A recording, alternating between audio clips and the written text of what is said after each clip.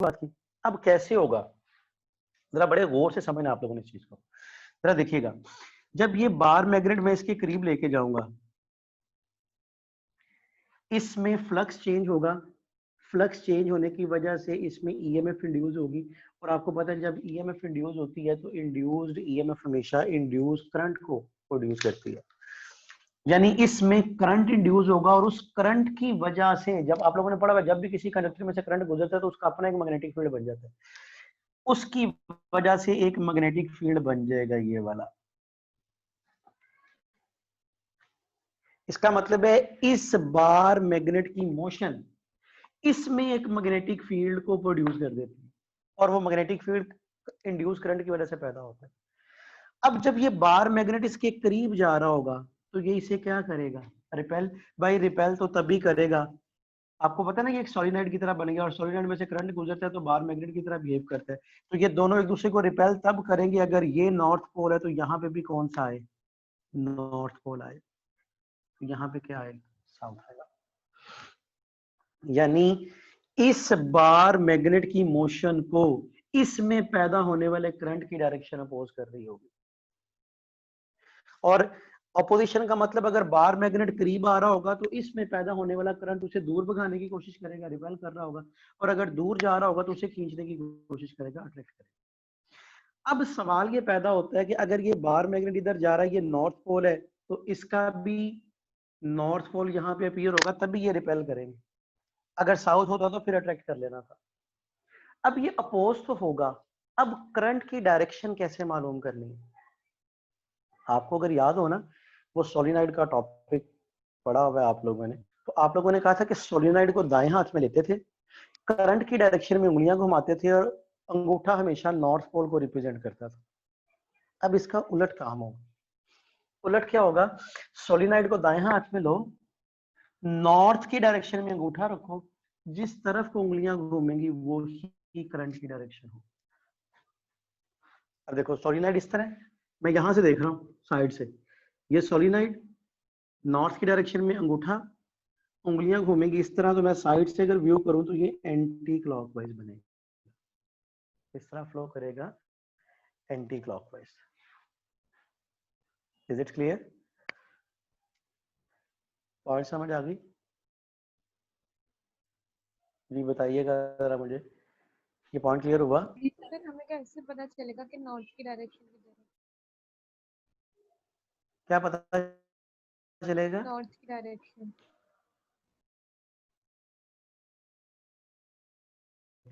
हमें कैसे पता चलेगा कि नॉर्थ की डायरेक्शन किधर है? अगर साउथ पोल एक दूसरे की तरफ होंगे तो वो भी तो एक दूसरे की जो कही है इस सिनेरियो के मुताबिक समझ आ गई। मैं अभी वो भी बताता हूँ आप लोगों को कि उसमें क्या होगा। ये अगर ये नॉर्थ पोल है तो ये भी क्या होगा, नॉर्थ पोल होगा। और अगर आप कहते हो जी अच्छा नहीं ऐसे नहीं जी, ये सिचुएशन हो जाए, ये नॉर्थ होता ये साउथ होता, तो फिर जब आपने इसके करीब लाना था तो यहाँ पे कौन सा अपीयर होना था, साउथ जी यहाँ पे कौन सा होना। अपीयर, साउथ है, फिर ये नॉर्थ होगा, फिर आप इस तरह रख के करंट की डायरेक्शन कैलकुलेट करोगे, फिर वो क्लॉकवाइज हो जाएगी। समझ आ गई बात की जी, बात क्लियर हुई कि नहीं हुई। जी सर। अच्छा, अगर इसी बार मैग्नेट को, अभी तो मैं करीब ला रहा था तो करंट किस तरह फ्लो कर रहा है, एंटी क्लॉकवाइज। अगर मैं इसे दूर लेके जाऊं, अब क्या होगा, अब क्या होगा, दूर जा रहा हूं ना, मैग्नेटिक फ्लक्स डिक्रीज हो रहा है।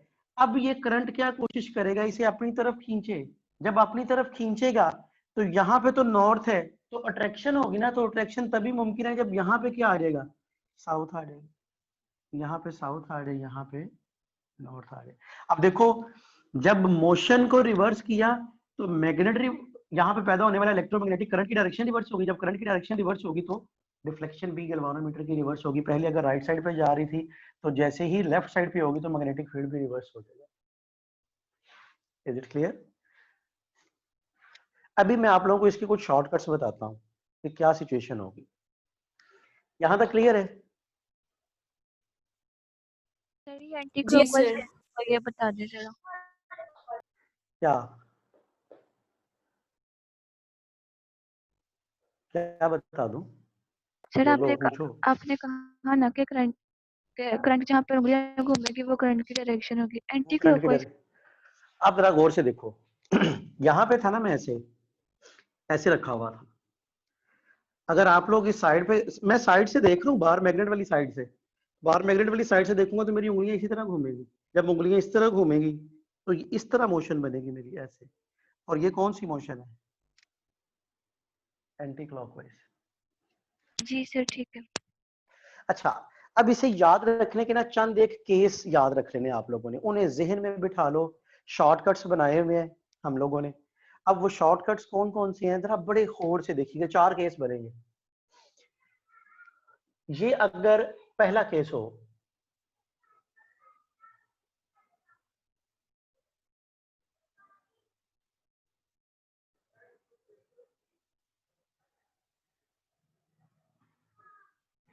नॉर्थ साउथ, और हम क्या कर रहे हैं, मैग्नेट को करीब ले जा रहे हैं।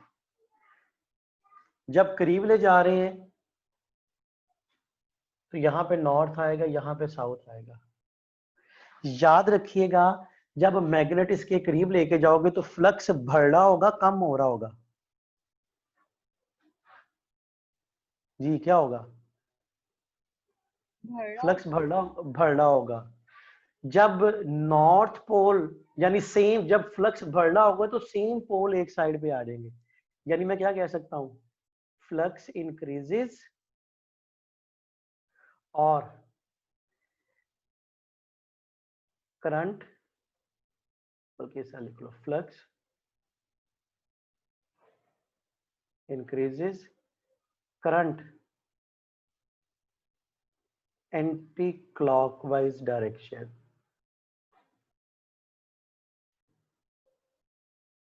एंटी क्लॉकवाइज, ये पहला केस आ गया। दूसरे केस में क्या होगा कि सेम यही सिचुएशन हो, नॉर्थ साउथ,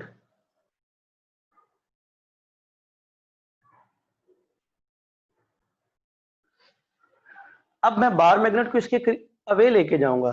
जब दूर लेके जाऊंगा तो क्या होगा, फ्लक्स बढ़ेगा, कम होगा? जी कम होगा। कम होगा। इसका मतलब है यहां पे अगर आपके पास नॉर्थ है तो यहां पे क्या आएगा, south, north, flux decreases clockwise, induce current जो होगा वो क्लॉकवाइज होगा।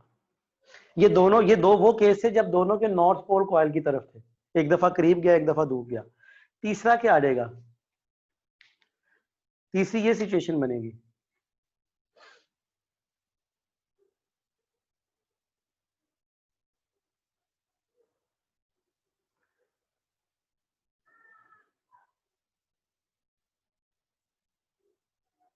South north. इसे मैं इसके करीब लेके जाऊं, जी फ्लक्स बढ़ेगा कि कम होगा? इंक्रीज होगा। इंक्रीज होगा। सेम पोल एक साइड पे आते हैं, यहाँ पे साउथ आएगा, यहाँ पे नॉर्थ आएगा। अब क्या बनेगा, फ्लक्स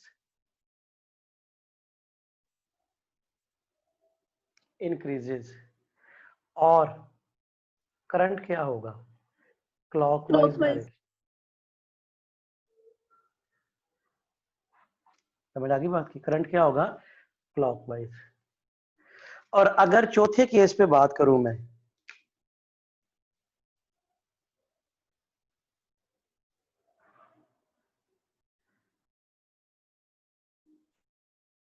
साउथ नॉर्थ,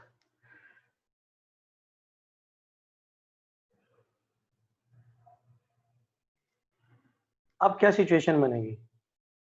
अगर मैं इससे दूर लेके जाता हूं, फ्लक्स इंक्रीज होगा, डिक्रीज होगा? डिक्रीज। डिक्रीज। यहां पे क्या आएगा, यहां पे नॉर्थ और यहां पे साउथ। समझ आ गई बात की? तो क्या चीज आ जाएगी? फ्लक्स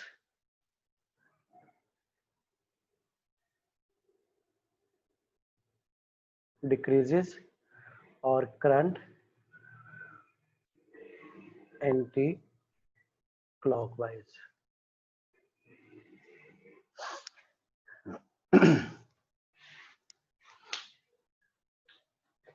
समझ आ गई बात की? ये 4 केस हैं, इन्हें याद रख लो। यही 4 है कि जहां पे आप करंट की डायरेक्शन किसी भी पॉइंट पे मालूम कर सकते, कैसे किसी भी लम्हे मालूम कर सकते। यही पॉसिबिलिटीज है ना कि बार मैग्नेट करीब जा रहा होगा, दूर जा रहा होगा, नॉर्थ पोल हो सकते हैं। हाँ, ये चीज याद रखनी है कि जब फ्लक्स क्या हो रहा है, फ्लक्स इंक्रीज हो रहा हो तो हमेशा सेम पोल एक डायरेक्शन में आया करते, एक साइड पे हुआ करते हैं। ये देखो, ये भी नॉर्थ है, ये भी नॉर्थ है, ये साउथ है, ये भी साउथ है। और जब फ्लक्स डिक्रीज हो रहा हो तो फिर ऑपोजिट पोल सामने हुआ करते हैं। अच्छा, अब यहाँ पे भी अगर आप देखो ना तो इसमें याद रखने की बड़ी आसान टेक्निक आ गई है।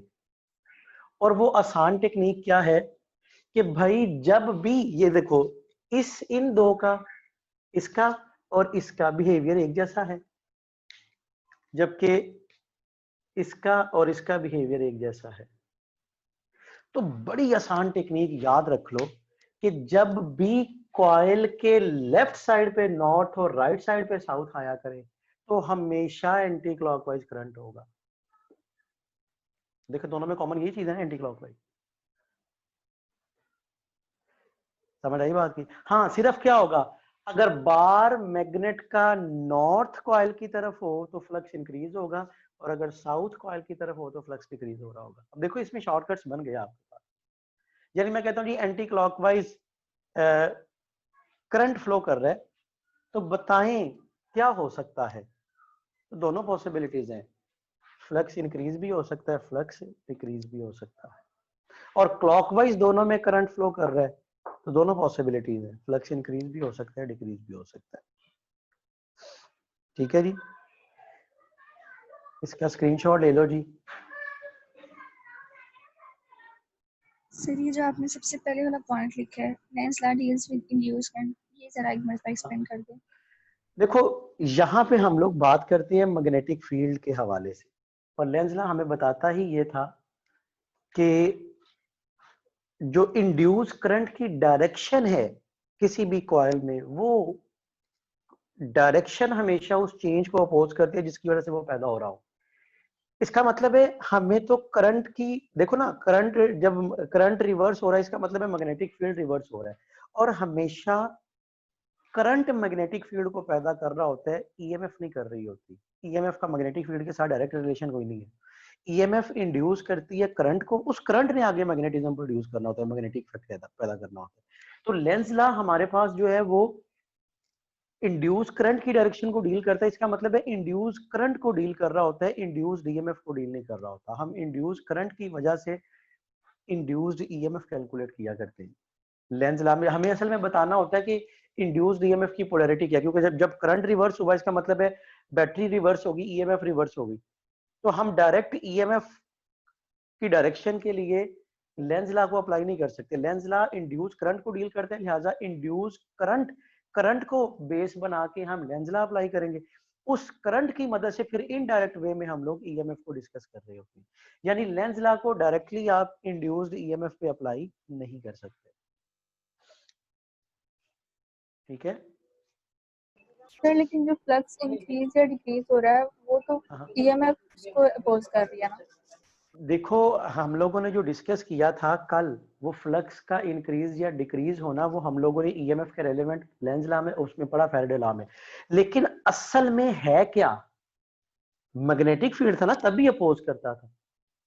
हमने तो वैसे ही उस दिन तो वैसे ही बात की थी ना कि फ्लक्स बढ़ रहा होगा तो मुझे अपोज कर रहा होगा, फ्लक्स कम हो रहा होगा तो अपोज कर रहा होगा, बढ़ रहा होगा तो कम करने की कोशिश कर रहा होगा, कम कर रहा होगा, कम हो रहा होगा तो बढ़ाने की। असल में इसकी कारफरमा क्या थी, इसकी रीजनिंग क्या थी, उस रीजन के बारे में इंफॉर्मेशन दी थी किसने, लेंस लॉ ने, कि भाई बढ़ रहा होगा तो कम क्यों करेगा, कैसे करेगा। तो उसने बताया कि अगर नॉर्थ पोल इसकी तरफ है तो यहाँ भी नॉर्थ अपीयर होगा, वो रिपेल कर रहा होगा। और अगर साउथ पोल यहाँ पे है और अगर दूर ले जा रहे हो डिक्रीज हो रहा है तो फिर यहाँ पे साउथ बनेगा, अट्रैक्ट कर रहे होंगे तब इंक्रीज करने की कोशिश करें। यानी हम कह सकते हैं कि लेंज लॉ ने हमें उन रीजंस के बारे में बताया जिसकी बेस पे ऑपोजिशन आती थी, अपोज होता था, जिसकी वजह से फ्लक्स इंक्रीज या डिक्रीज होने के चांसेस होते हैं। ठीक है जी, आपकी इसे करो जरा, एक डायग्राम बनी हुई है आपकी बुक में ना, उस डायग्राम को मैं बता रहा हूँ ताकि आप लोगों को समझने में ज्यादा आसानी भी हो जाए और वो कॉन्सेप्ट मजीद क्लियर हो जाए। ले लिया स्क्रीनशॉट इसका?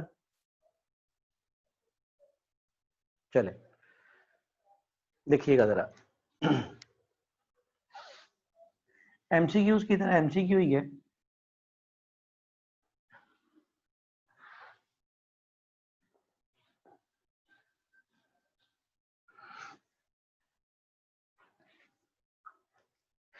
वो डायग्राम इस तरह बनी हुई है आपकी बुक में, उसने दिखाया हुआ है जी कि यूनिफॉर्म मैग्नेटिक फील्ड अप्लाई किया हुआ है,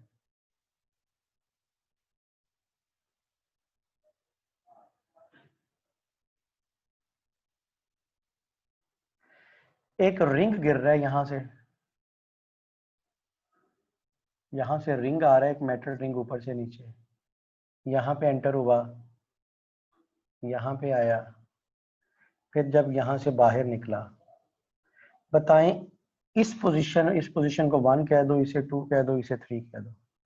बताएं यहाँ पे करंट की डायरेक्शन क्या होगी, यहाँ पे करंट की डायरेक्शन क्या होगी, यहाँ पे करंट की डायरेक्शन क्या होगी। डायग्राम बनी हुई है, फैराडे लॉ वाला टॉपिक जो है ना, बुक के राइट साइड पे बनी हुई है ये। ये बताइएगा जरा मुझे, कोई बताएगा इसकी लॉजिक, करंट कैसे होगा कैसे नहीं होगा।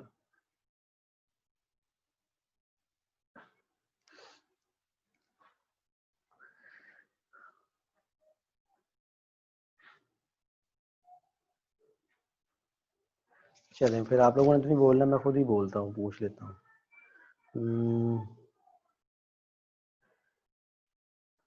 ये माइक ऑन करो जरा,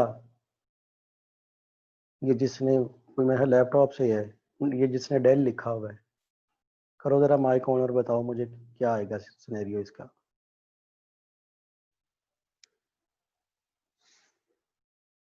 हाँ जी बोलिएगा।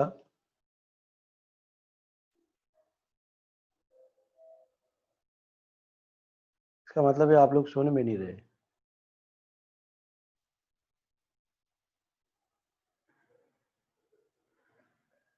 चल आमना अब्बास बता क्या आएगा।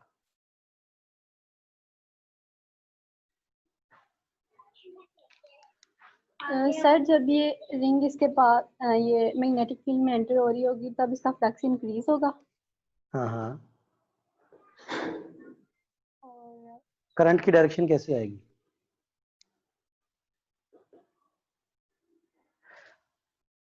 हाँ जी, कोई बताएगा करंट की एंटी डायरेक्शन कैसे क्लॉकवाइज। आएगी? कैसे आएगी, कैसे? वैसे अभी मैंने लिखवाया भी था सारा आपको, ऐसा ही सर है ना?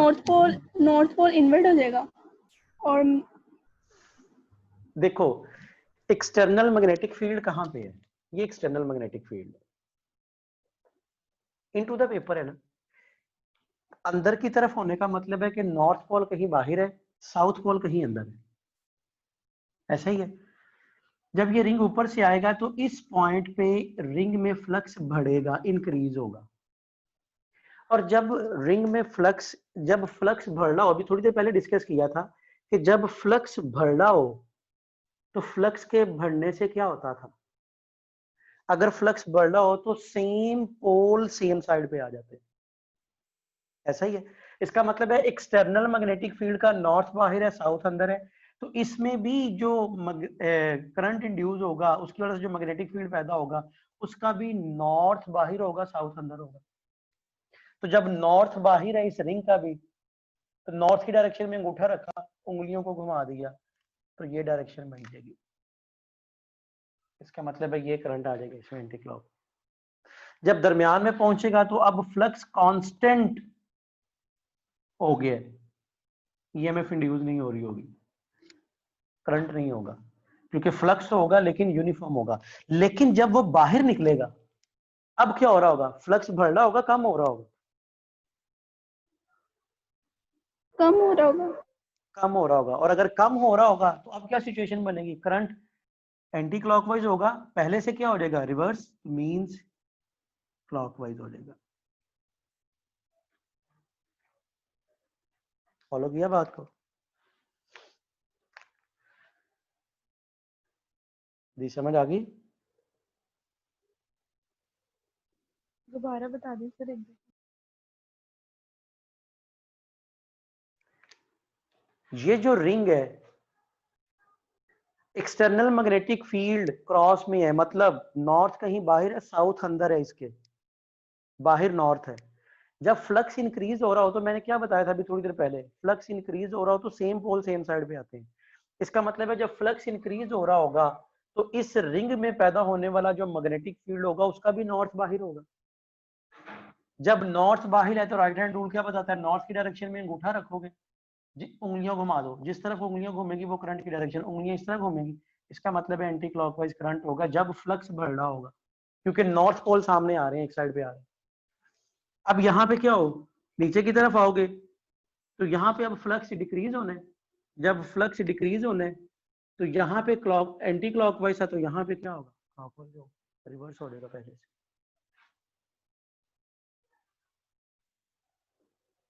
Clear?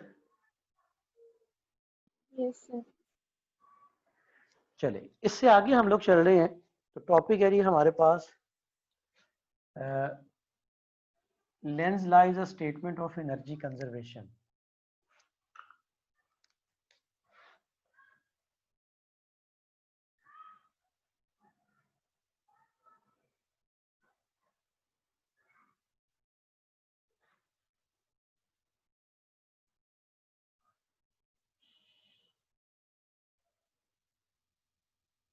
Len's law is a statement of energy conservation. अब है क्या,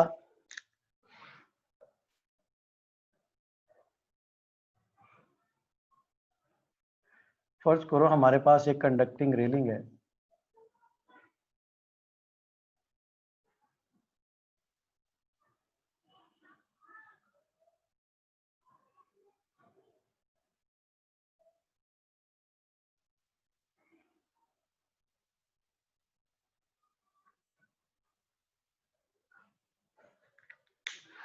और इसके ऊपर हमने एक रॉड रखा हुआ है, और आप लोगों ने टॉपिक पढ़ा था मोशनल ईएमएफ का, और कहा था कि जब इस रॉड में मोशन पैदा होगी तो क्या होगा, इसके दोनों एंड्स के क्रॉस पोटेंशियल डिफरेंस क्रिएट हो जाता है, जिसे ईएमएफ बोलते हैं। और वो ईएमएफ ही असल में क्या कर रही होती है, करंट फ्लो करवाने का बाइस बन रही होती है। और मैग्नेटिक फील्ड हम लोगों ने लगाया हुआ था यहाँ पे एक्सटर्नल इनटू द पेपर, ये था, ये था, ये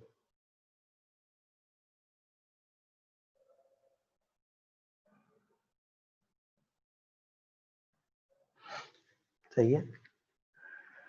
अच्छा, आप लोगों ने फिर पढ़ा था कि अगर आप इस रॉड को राइट साइड पे खींचते थे विद वेलोसिटी v, तो इसमें करंट ऊपर की तरफ फ्लो कर जाता था, आई, ऐसा ही है ना। अब आप लोगों ने यह भी पढ़ा था कि जब भी किसी कंडक्टर में से करंट गुजरता है ना, तो उस कंडक्टर को आपने अगर, मतलब किसी करंट कैरिंग कंडक्टर को अगर आपने एक्सटर्नल मैग्नेटिक फील्ड में रखा हुआ तो उस पर एक फोर्स अमल करती है, that is I L cross B. इसका मतलब है जब ये रॉड मूव करेगा मैग्नेटिक फील्ड के अंदर, तो इस रॉड के ऊपर एक फोर्स अमल करेगी। अब उसका फार्मूला ये है। अब इसकी मालूम करने की टेक्निक क्या है, आप लोगों ने पढ़ा था, करंट की डायरेक्शन यानी वेक्टर लेंथ की डायरेक्शन में दाएं हाथ की उंगलियों को रखो, मैग्नेटिक फील्ड अंदर की तरफ घुमा दो, अंगूठा शो करता है फोर्स को। इसका मतलब है जब आप रॉड को राइट साइड पे खींचते थे तो उस रॉड में एक मैग्नेटिक फोर्स पैदा हो जाती है जो कि रॉड की मोशन को रोकने की कोशिश करती है,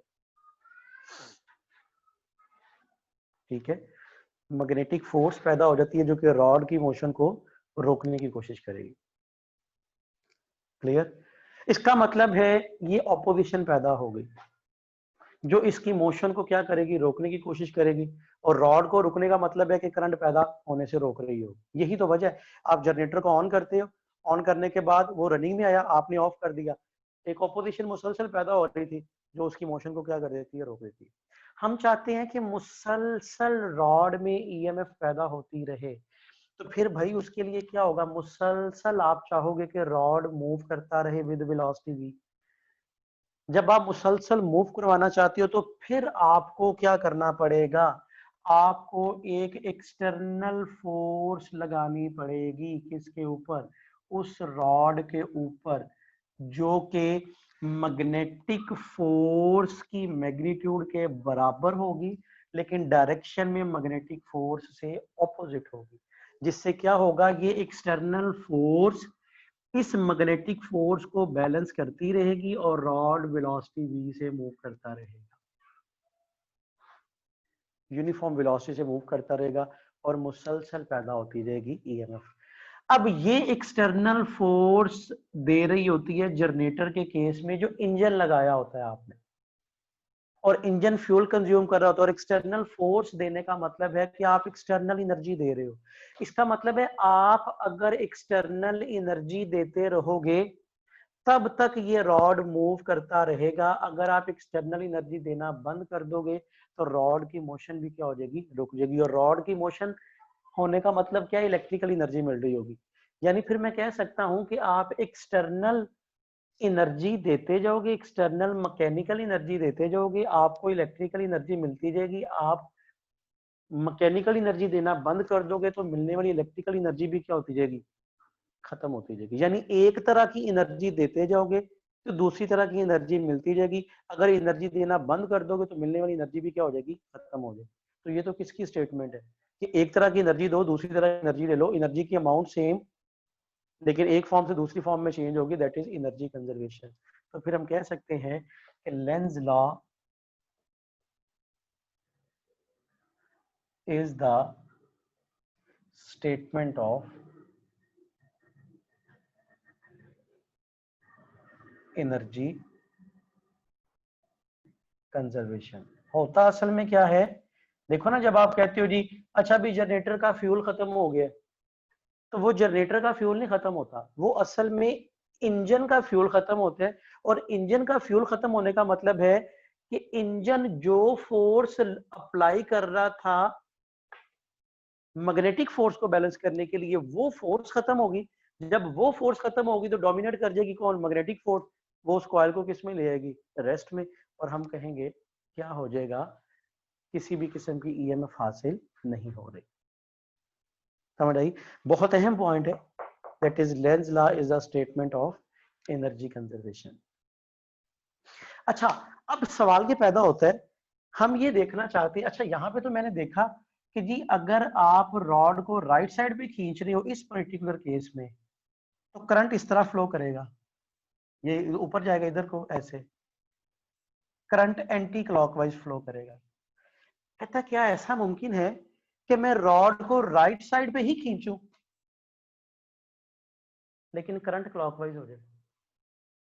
अब जरा गौर से देखिएगा, फिजिक्स में और मैथमेटिक्स में एक टर्म इस्तेमाल होती है कंट्राडिक्शन मेथड। कंट्राडिक्शन मेथड होता है कि आप किसी चीज को सपोज कर लो और सपोज करके उसे कैलकुलेट करो, और कैलकुलेट करने से अगर आंसर ठीक आ जाए तो इसका मतलब होता है कि आपने जो सपोज किया था वो ठीक है, लेकिन अगर आंसर ठीक नहीं आता तो इसका मतलब क्या, जो हमारी सपोजिशन थी वही गलत है। मैं फर्ज कर, अच्छा यहाँ पे तो कंफर्म हो गया कि एंटी क्लॉकवाइज करंट फ्लो करेगा, मैं फर्ज कर लेता हूं कि करंट क्लॉकवाइज डायरेक्शन में फ्लो करता है, यानी ये रॉड ले लो,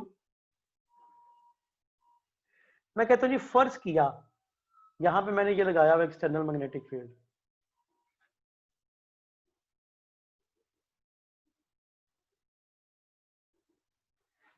फर्ज करते हैं हम लोग,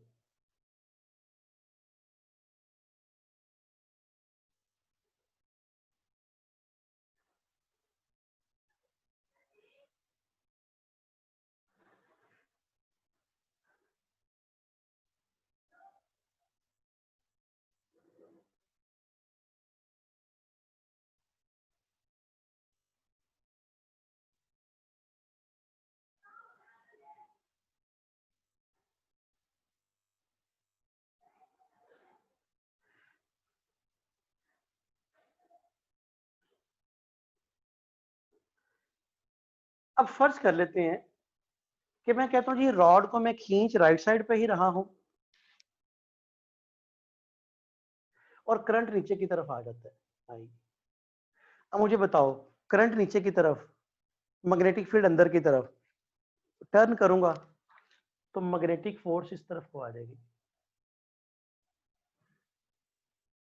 अब जरा गौर से देखो, यहां पे तो मैग्नेटिक फोर्स मोशन की फेवर में आ गई ना।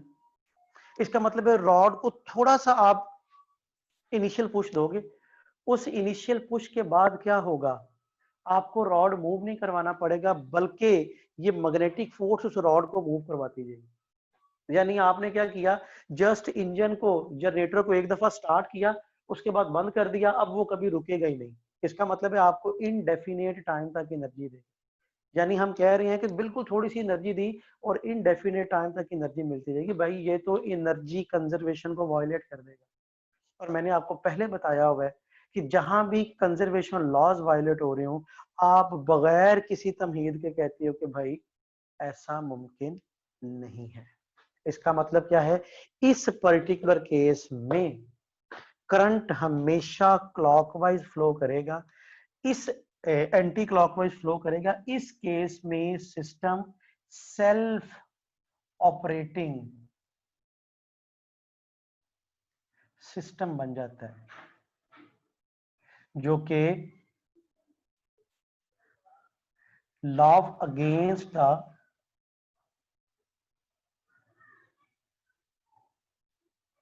लॉ ऑफ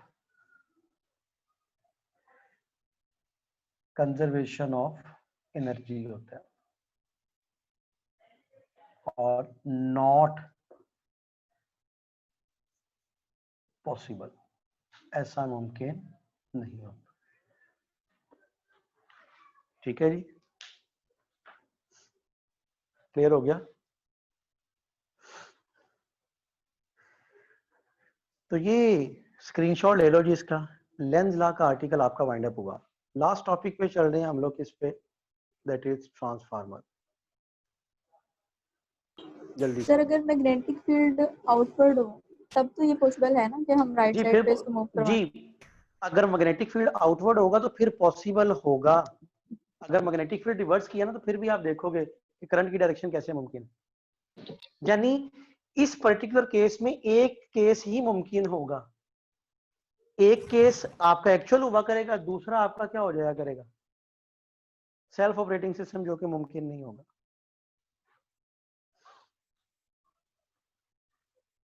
सही है जी,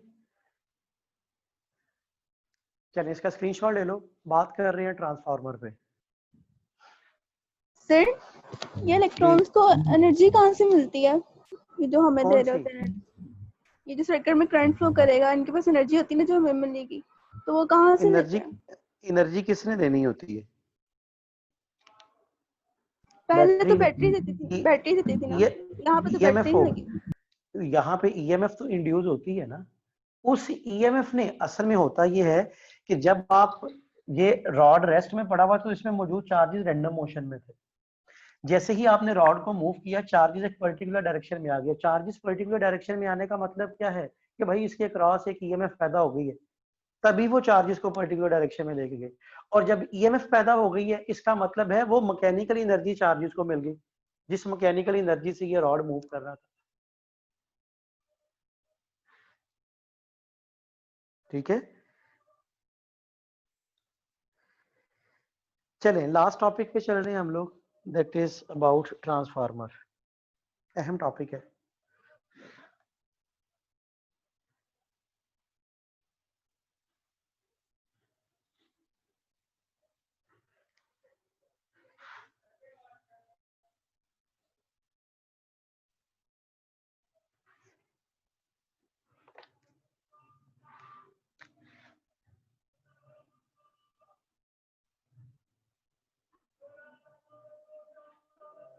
जी, transformer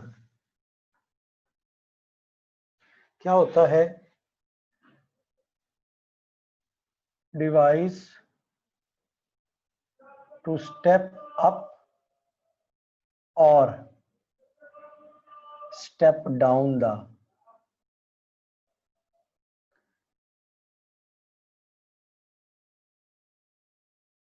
alternating voltage. Step up कर रहा होता है या स्टेप डाउन कर रहा होता है कि इसको अल्टरनेटिंग वोल्टेज को, ठीक है। It works only on AC, alternating voltage पे डिपेंड करता है। It changes the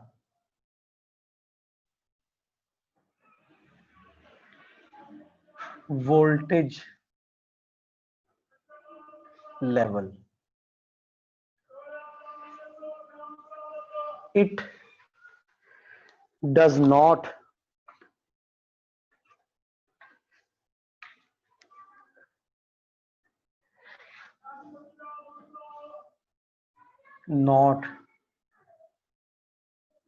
change the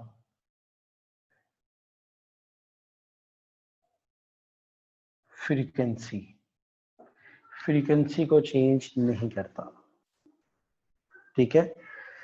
transformer की जब हम लोग बात करते हैं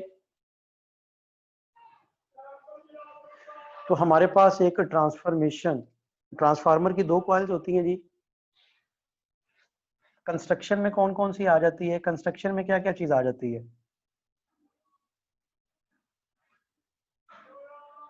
कंस्ट्रक्शन में प्राइमरी कॉइल होती है,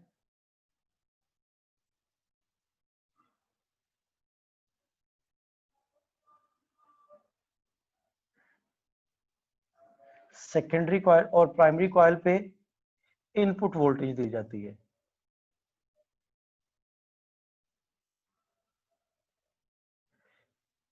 ठीक है। और नंबर 2 सेकेंडरी कॉइल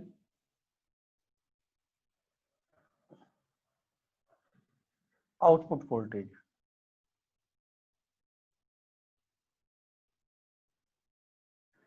और नंबर 3 इसमें क्या चीज होती है? आयरन कोर होती है। इसका मकसद क्या होता है? टू कन्फाइन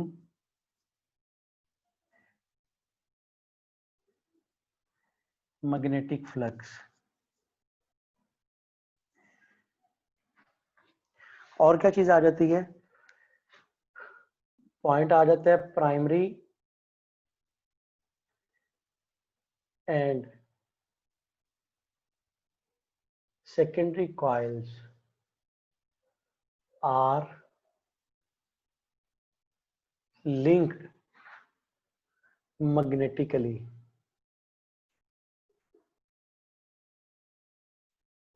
not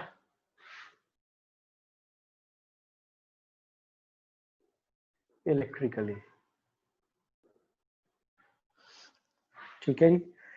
उसके बाद चीज आ जाती है ट्रांसफॉर्मेशन रेशो, या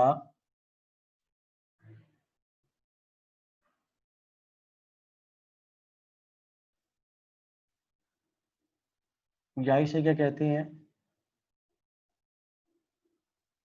transformer equation.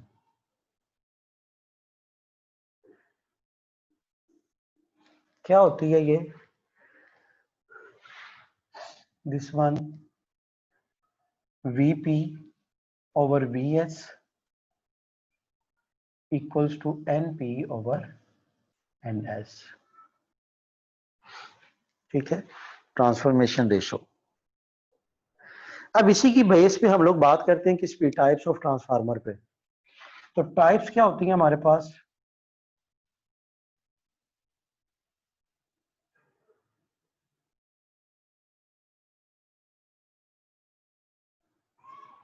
Number 1 step up,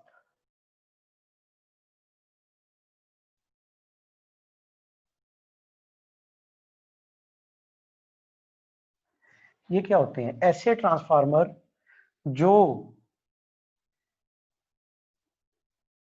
कम इनपुट वोल्टेज लें, उससे ज्यादा में चेंज कर दें, और ये तभी मुमकिन होता है जब प्राइमरी में टर्न्स की तादाद सेकेंडरी से कम हो, यानी स्टेप अप कर दें।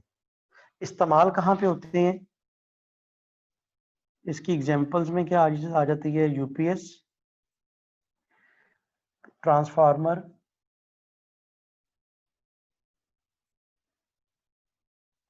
इन ग्रिड स्टेशंस।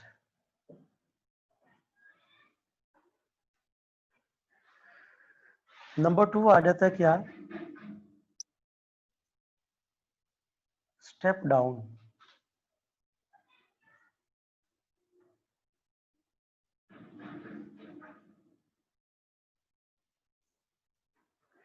और स्टेप डाउन क्या है?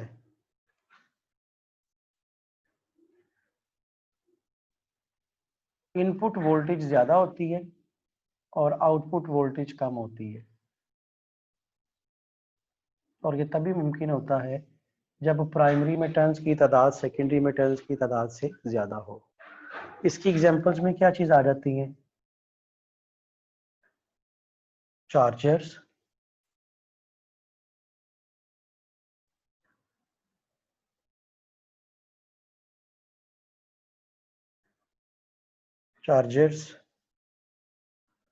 और एडाप्टर्स जो होते हैं,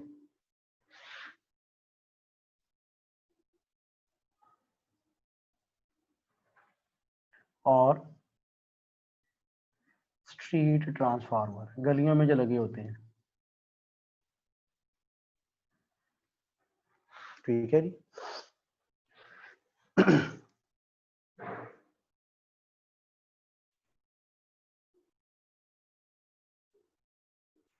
अगर हम लोग बात करें आइडियल ट्रांसफार्मर की, फॉर एन आइडियल ट्रांसफार्मर, तो आइडियल ट्रांसफार्मर हमें क्या बताता है? एनर्जी कंजर्वेशन बताती है कि यूनिट टाइम में जितनी एनर्जी ट्रांसफार्मर को इनपुट में मिल रही होती है, यूनिट टाइम में उतनी ही एनर्जी वो दे रहा होता है। यानी input power equals to output power, यानी P इनपुट P आउटपुट। और इनपुट क्या है? VP/IP, that is VS/IS। तो VP/VS equals to IS/IP।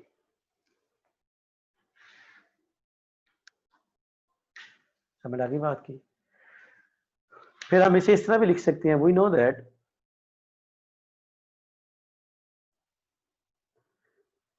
VP/VS equals to NP/NS equals to IS/IP। इसका मतलब है ये इक्वेशन हमें बताती है कि भाई जहां पर क्या होगा, वोल्टेज लेवल ज्यादा होगा करंट कम हो जाएगा, और जहां पे वोल्टेज लेवल कम होगा वहां पे करंट ज्यादा हो जाएगा। और यही बेसिक प्रिंसिपल है। दिस इज द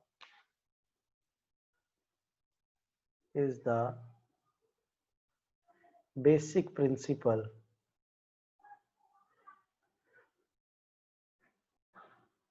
for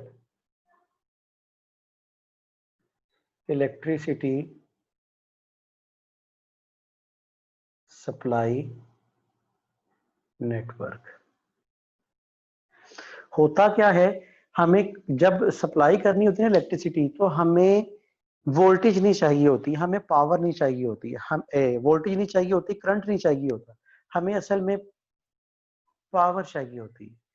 तो आपने जब ये सप्लाई करनी है P इक्वल्स टू VI, आप चाहते हो जी पावर ट्रांसफर हो, पावर कांस्टेंट है, ये कांस्टेंट रखनी है। आपको पता है जितना लॉन्ग डिस्टेंस होगा उतनी रेजिस्टेंस, बड़ी तार इस्तेमाल करोगे, और जितनी तार बड़ी इस्तेमाल करते जाओगे उतनी रेजिस्टेंस ज्यादा होती जाएगी। जब रेजिस्टेंस ज्यादा होती जाएगी तो करंट लॉन्ग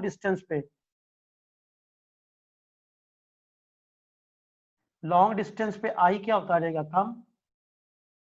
लेकिन पावर को सेम रखने के लिए हमें वोल्टेज उसी लिहाज से बढ़ानी पड़ती है। यही तो वजह है कि अगर आप लॉन्ग डिस्टेंस पे ट्रेवल करते हो तो आपको स्टेप अप करनी पड़ती है वोल्टेज, कई हजार वोल्ट तक बढ़ा। देखो ना, इस्लामाबाद से लाहौर में अगर नेशनल ग्रिड स्टेशन से इलेक्ट्रिसिटी सप्लाई करनी है यहाँ पे, तो तकरीबन 300 किलोमीटर का फासला है।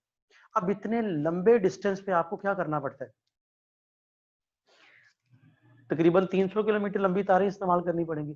जब इतनी लंबी तार इस्तेमाल होगी तो रेजिस्टेंस, एनर्जी लॉसेज उतने ज्यादा होंगे।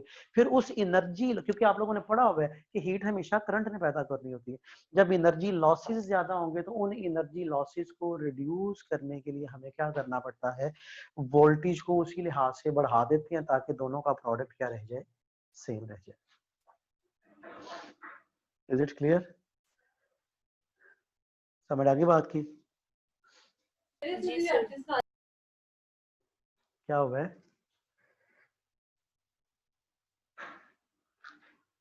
बेटा समझ नहीं आई आपकी आवाज की।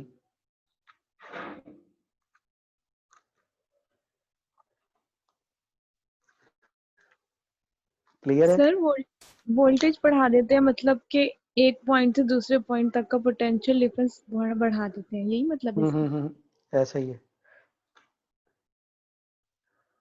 वोल्टेज लेवल स्टेप अप कर देना, इसका मतलब है इतना पोटेंशियल बढ़ा देना है कि वो अगर चार्जेस पे फोर्स लग भी रही हो, कम हो भी रही हो, यानी करंट कम हो रहा भी हो, लेकिन फिर भी वो पहुंचा देंगे ताकि हमें पावर चाहिए। देखो, आप पंखा चलाना है ना अगर आपने, तो पंखे के लिए आपको वोल्टेज नहीं चाहिए, आपको करंट नहीं चाहिए, आपको एनर्जी चाहिए। वो आप इसे हाथ से घुमाना शुरू कर दो, ये एनर्जी दे रहे होगे ना, ये फिर भी घूमना शुरू कर देंगे। तो हमें यूनिट टाइम में एनर्जी चाहिए। लॉन्ग डिस्टेंस पे अगर करंट कम हो भी गया है तो वोल्टेज उसी लिहाज से बढ़ा दोगे तो प्रोडक्ट कंपनसेट हो जाता है। ठीक है जी। अच्छा, सर ये उसके बाद है हमारे, ट्रांसफॉर्मेशन रेशियो जो है ये NS/NP लिखी हुई है बुक में, तो इसमें कोई फर्क नहीं है? हाँ, अब एक ही चीज है दोनों में, इसे इस तरह भी लिख सकते हो, VS/VP, NS/NP। अच्छा, एक चीज याद रखिएगा हमेशा, अगर उसने आपको क्वेश्चन में बता दिया हो ना स्टेप अप ट्रांसफार्मर है या स्टेप डाउन ट्रांसफार्मर है, फिर तो आप उसके मुताबिक रेशियो एडजस्ट कर सकते हैं, ऐसा ही है ना, स्टेप अप या स्टेप डाउन। लेकिन अगर बुक में ना लिखा हो या किसी क्वेश्चन में आपको ना बताया हो कि भाई ये स्टेप अप है या स्टेप डाउन है, तो फिर अंडरस्टूड रखोगे आप, हमेशा ये रेफरेंस बनाओगे, मतलब दोनों का एक ही है, दोनों तरफ रिवर्स कर दोगे तो यही चीज बन जाएगी, कोई फर्क नहीं पड़ेगा। ठीक है, लेकिन याद रखना है कि अगर स्टेप अप या स्टेप डाउन बताया हो तो फिर आप बड़ी आसानी के साथ ट्रांसफॉर्मेशन रेशियो लिख सकते हैं।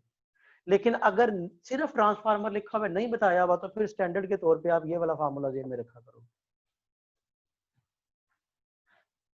सर ये इसका स्क्रीनशॉट ले लो जी। वी नो डेट के ऊपर रिलेशन लिखा है VP और VS is equal to IS/IP। Sir इसको एक्सप्लेन कर दें जरा। ये वाला जी जी सर।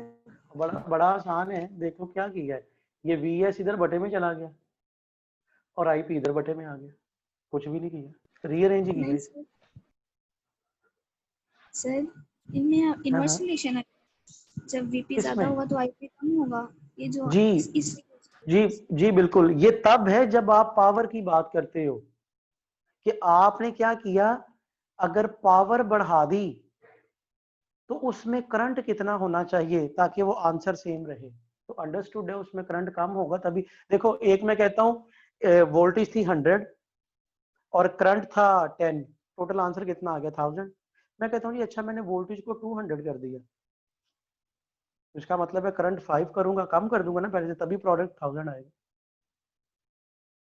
इसे आप कभी भी रिलेट नहीं करोगे ओहम्स लॉ के। बच्चे अक्सर ना यहाँ पे सवाल किया करते हैं, ले सर ओहम लॉ तो बताता है कि करंट और वोल्टेज डायरेक्टली प्रोपोर्शनल, और आप तो बता रहे हैं कि जी यहाँ पे ये इनवर्सली प्रोपोर्शनल है। और भाई वो ओहम लॉ तब था वोल्टेज की वजह से करंट फ्लो करना है, यहाँ पे करंट फ्लो वोल्टेज की वजह से नहीं कर रहा होता। आप किसी इलेक्ट्रिकल अप्लायंस को ऑफ कर देते हो, वोल्टेज उसकी भी होती है लेकिन उसमें करंट नहीं गुजर रहा होता, उस वक्त उसकी पावर 0 होती है। ठीक है, सर इसमें पावर के दूसरे फॉर्मूले अप्लाई कर सकते हैं? कौन सी? हाँ बिल्कुल, देखो जब भी एनर्जी कंज्यूम हो रही होती है ना, जिसे आप पावर डिसिपेशन बोलते हो, तो अगर आपको याद हो तो आपको पहले भी बताया हुआ है कि पावर डिसिपेशन के लिए हमेशा यही फार्मूला इस्तेमाल होता है, आई स्क्वायर आर वाला। जहां कहीं पावर डिसिपेट होगी हम इसी को यूज किया करेंगे। सर ये सेकेंडरी वोल्टेज क्या है? चलो बताओ जी, क्या होती है सेकेंडरी वोल्टेज? सर जी एक तो हमने प्रोवाइड किया ना प्राइमरी, तो सेकेंडरी हमें हाँ मिलेगी हमें जी सेकेंडरी। जी बिल्कुल, आउटपुट कॉइल जो होती है ना, सेकेंडरी कॉइल, उसके अक्रॉस आपको आउटपुट मिल रही होती है, उसी वोल्टेज को सेकेंडरी वोल्टेज बोलते हैं। जिस तरह आप देखो ना, आपके घरों में बिजली आ रही होती है, ये कौन सी होती है, प्राइमरी होती है कि सेकेंडरी होती है? सेकेंडरी। ये सेकेंडरी उस ट्रांसफार्मर के लिहाज से होती है जो आपके गली में लगा हुआ है। अगर घर में आपने कोई मोबाइल चार्जर लगा दिया है ना, तो वो मोबाइल चार्जर को आपने लगाया तो उससे वो प्राइमरी मिल रही है, और वो जो आगे आउटपुट मिल रही है वो पिन से जिससे आप मोबाइल में लगा देते हो, अब वो सेकेंडरी होगी। ठीक है,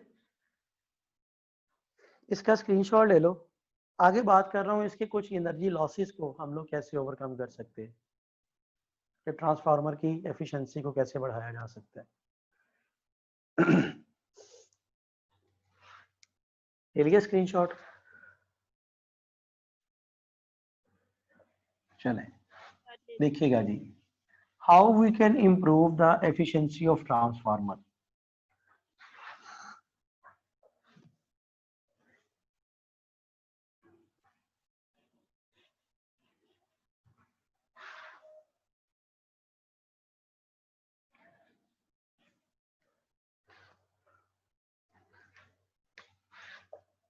How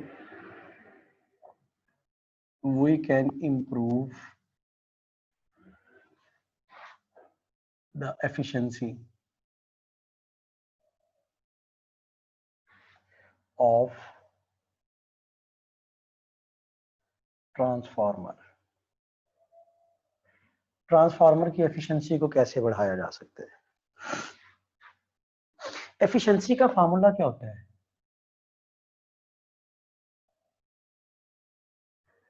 output power over input power into 100%। अच्छा याद रखिएगा, आउटपुट हमेशा वो चीज होती है जो हमारे काम की है, जो हमारे काम की नहीं है वो हमेशा एनर्जी लॉस होता है। अब एफिशिएंसी को बढ़ाने का मतलब है कि आउटपुट को बढ़ाना है। अब आउटपुट बढ़ाई किस तरह जा सकती है? दो तरीके होते हैं एफिशिएंसी बढ़ाने के, या तो आप आउटपुट बढ़ाते जाओ, और अगर आउटपुट नहीं बढ़ानी है आपने तो फिर आप जो एनर्जी लॉसेस हैं उन्हें रिड्यूस करते जाओ। जब एनर्जी लॉसेस रिड्यूस होते जाएंगे तो एफिशिएंसी खुद ब खुद क्या होती जाएगी, बढ़ती जाएगी। अब एनर्जी लॉसेस कौन कौन से हैं?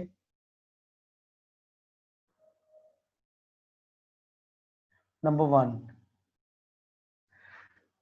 hysteresis loss,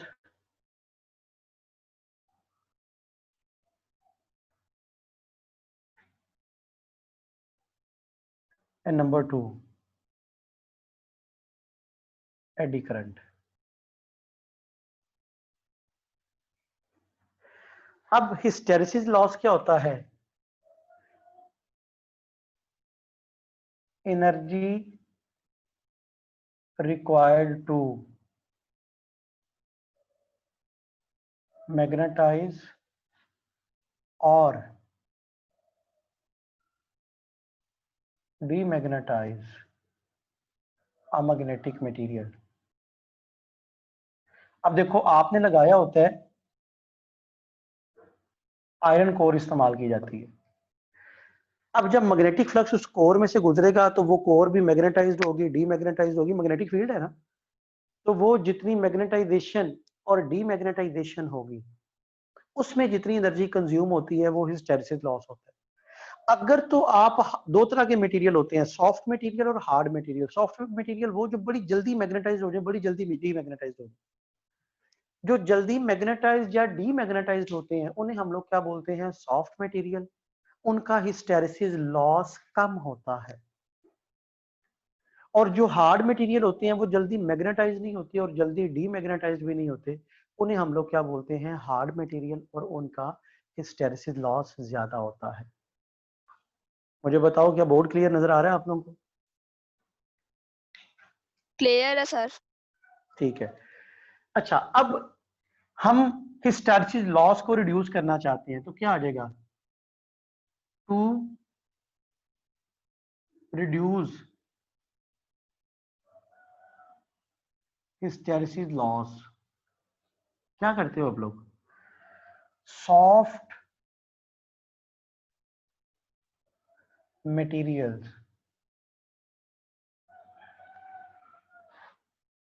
as a core is used। Soft material use किया जाता है, और सॉफ्ट मटेरियल वो होते हैं जिनका हिस्टेरेसिस लूप एरिया कम होता है।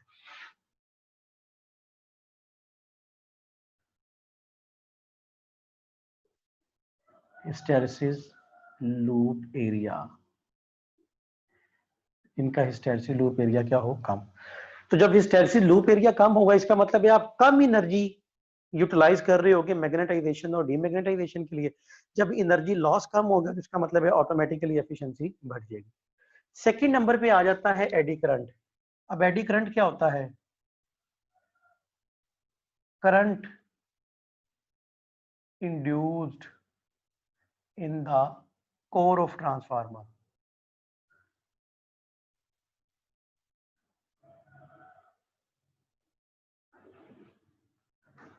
इसे एडी करंट बोलते हैं, ठीक है। अब एडी करंट पैदा होने से आप रोक नहीं सकते। हाँ, करंट जब पैदा होता है ना, करंट हीट का बायस बनता है और वो एक कोर से, एक लेयर से दूसरी, दूसरी लेयर से तीसरी, तीसरी मुसलसल ट्रेवल करता है। उस ट्रेवलिंग के दौरान क्या होता है, हीट प्रोड्यूस हो रही होती है। हम एडी करंट को पैदा होने से रोक नहीं कर सकते, लेकिन हम इसे क्या कर सकते हैं, to stop the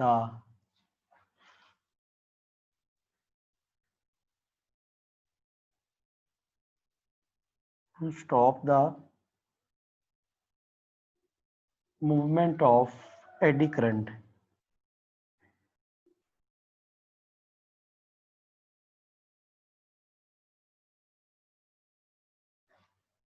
eddy currents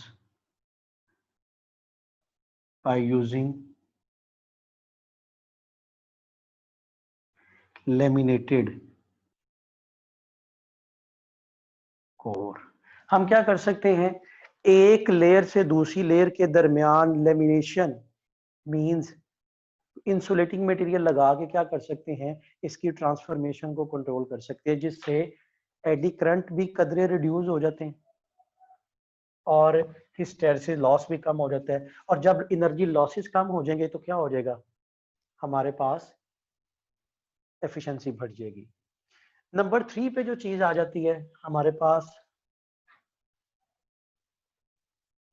coil of small resistance, यानी कि आपने जो कॉइल्स बनाई हैं प्राइमरी या सेकेंडरी कॉइल्स, वो ऐसे मटेरियल की होनी चाहिए जिनकी रेजिस्टेंस कम हो। जितनी रेजिस्टेंस कम होती है एनर्जी लॉस कम होता है। And the number 4, strong magnetic coupling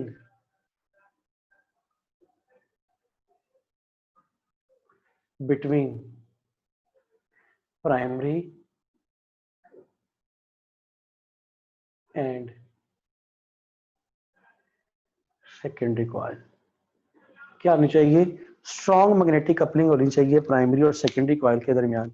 इस तरह हम क्या कर सकते हैं, एनर्जी लॉस को रिड्यूस कर सकते हैं। जब एनर्जी लॉसेस कम होंगे तो ऑटोमेटिकली एफिशिएंसी ट्रांसफार्मर की क्या हो जाएगी, ज्यादा हो जाएगी। क्लियर हो गया? सर ये जो एडी करंट है कोर में, तो सर कोर के जरिए तो कॉइल्स सिर्फ मैग्नेटिकली लिंक होती है ना, अगर करंट फ्लो कर रहा है तो फिर तो ये इलेक्ट्रिकली लिंक भी होगी। ऐसा नहीं होता। एडी करंट्स दुनिया के वाहिद ऐसे करंट है जिनके लिए सर्किट का करंट कंप्लीट होना जरूरी नहीं होता, बल्कि कंप्लीट होता ही नहीं इसके लिए। अब सिचुएशन क्या होती है, वो मेटल कोर है ना, मेटल कोर का एरिया है कि नहीं है? बिल्कुल है। उस मेटल कोर का एरिया है, जब वो मैग्नेटिक फ्लक्स उस मेटल कोर में से गुजरेगा ना, तो उस मेटल कोर में मैग्नेटिक फ्लक्स के चेंजिंग की वजह से एक करंट पैदा होता है, उसे एडी करंट कहते हैं। इलेक्ट्रिकल कनेक्शन से मुराद ये होती है कि आपने इन्हें बैटरी के साथ, इलेक्ट्रिकल कनेक्शन प्राइमरी और सेकेंडरी का ये मतलब होगा कि आपने प्राइमरी को इनपुट दी है और वहीं से कोई वोल्टेज आपने सेकेंडरी को भी दे दी। नहीं, ऐसा नहीं होता। ये इलेक्ट्रिकली कनेक्ट नहीं होती, मैग्नेटिकली कनेक्ट होती है। कॉइल्स की बात कर रहा हूँ। और एडी करंट कॉइल्स में पैदा नहीं होते, एडी करंट कोर में पैदा हुआ करता है और कोर में हीट प्रोड्यूस करने का बाइस बन रहा होता है। ठीक है जी। अच्छा, इसके साथ साथ ना जो म्यूचुअल इंडक्शन और सेल्फ इंडक्शन का टॉपिक है ना, उसे आपने जरा खुद पढ़ लेना है, क्योंकि वो भी ईएमएफ के रेलेवेंट है, लेकिन आपकी यूएचएस की कोर्स आउटलाइन में नहीं दिया होगा। उसके साथ साथ जो यूनिट नंबर 16 है ना, उसकी पहली जो चंद एक कुछ 4-5 डेफिनेशंस हैं, 5-6, वो रूट मीन स्क्वायर वैल्यूज तक, वो आपके सिलेबस में शामिल है। वो डेफिनेशंस आप लोग खुद पढ़ लीजिएगा। अगर उसमें कोई कंफ्यूजन होगी तो हम लोग डिस्कस कर लेंगे। इसके साथ आपके रह गए सिर्फ 2 यूनिट, एक मॉडर्न का और एक रह गया आपका न्यूक्लियर का। अब होगा इस तरह, मैं आपको बता दिया करूंगा कि किसी दिन में टाइम रखा। अभी आपके 2 टेस्ट हो गए हैं डिस्कस होने वाले, ठीक है। और वो जो 2 टेस्ट हैं वो मतलब कल से कोई दिन मैं आपको डिसाइड कर दूंगा, जिसमें आपका कोई डबल लेक्चर ले लेंगे, तो वो 2 टेस्ट आपके डिस्कस कर दिए जाएंगे। वैसे प्लान मेरा था कि आज कर दिया जाता, लेकिन चूंकि काम थोड़ा ज़्यादा करने वाला था, तो इसलिए फिर मैंने सोचा कि आज आपको ये बढ़ा देता हूँ, तो कल इंशाल्लाह हम लोग फिर वो टेस्ट की डिस्कशन साथ कर लेंगे। तो कल हम लोग मॉडर्न फिजिक्स का भी स्टार्ट करेंगे जी काम, तो इसे लेके चलेंगे आगे। इसकी प्रैक्टिस करो अच्छी तरह, बाकी इंशाल्लाह कल बात करेंगे हम लोग। और ये स्क्रीनशॉट शेयर कर दीजिएगा सर ताकि मैं इसे ग्रुप में शेयर कर दूं। जी। सर एक बार ये दोबारा बता दें कि आयरन कोर हम क्यों यूज करते हैं? आयरन कोर इसलिए इस्तेमाल की जाती है कि आयरन का हिस्टेरिसिस लूप एरिया कम होता है।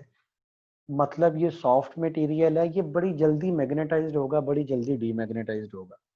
और जितनी जल्दी मैग्नेटाइज या डीमैग्नेटाइज्ड होता है, उतनी कम एनर्जी इस्तेमाल कर रहा होता है। और जितनी कम एनर्जी होगी, इसका मतलब है एनर्जी लॉस उतना कम होगा। और अगर एनर्जी लॉस कम हो रहा है, तो मतलब आप एफिशिएंसी बढ़ा रहे हो इसकी। सर इसमें हम इंसुलेटर नहीं यूज कर सकते? एडी करंट भी तो इसमें आयरन में ज्यादा ही होगा। आप तो कोर हमेशा किसी कंडक्टिंग मटेरियल की इस्तेमाल की जाती है। मैंने क्या बताया, मैंने यहाँ पे अगर आपको पिछला जो मैंने वो बोर्ड साफ किया, उसमें मैंने लिखा था कि आयरन या कोर जो इस्तेमाल की जाती है, उसका काम होता है मैग्नेटिक फील्ड को कन्फाइन करना, इकट्ठे किए हुए रखना, ताकि मैक्सिमम मैग्नेटिक फ्लक्स पास हो सके।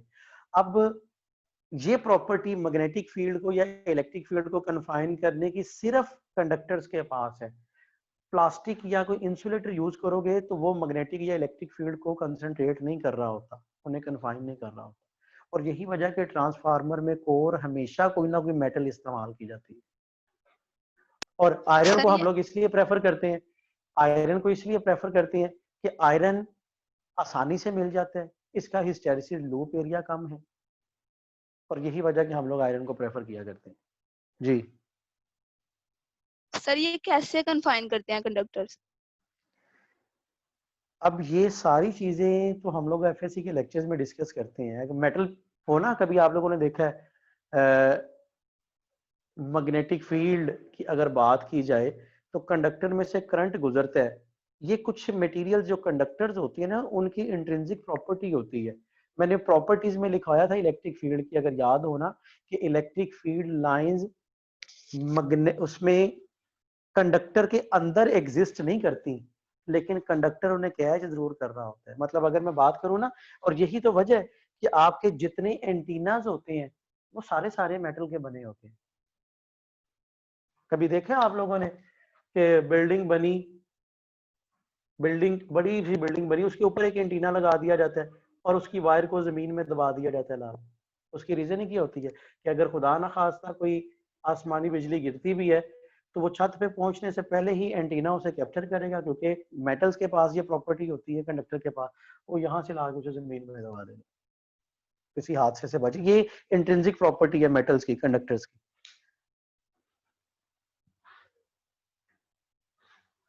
ठीक है जी। अगर हम फॉर्मूला अप्लाई करें जो पीछे आपकी आवाज नहीं, डिस्टॉर्शन बहुत है आपकी आवाज में।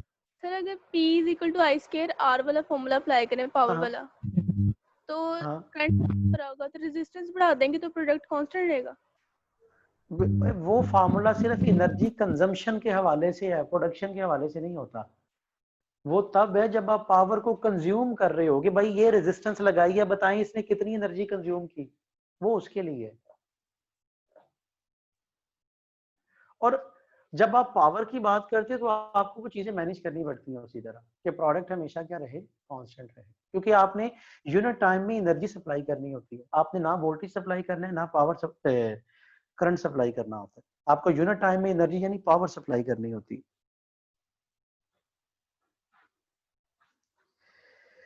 ठीक है जी, फिर बाकी इंशाल्लाह कल देखेंगे हम लोग। इसे पढ़ लीजिएगा अच्छी तरह, कल लेके चलेंगे आगे।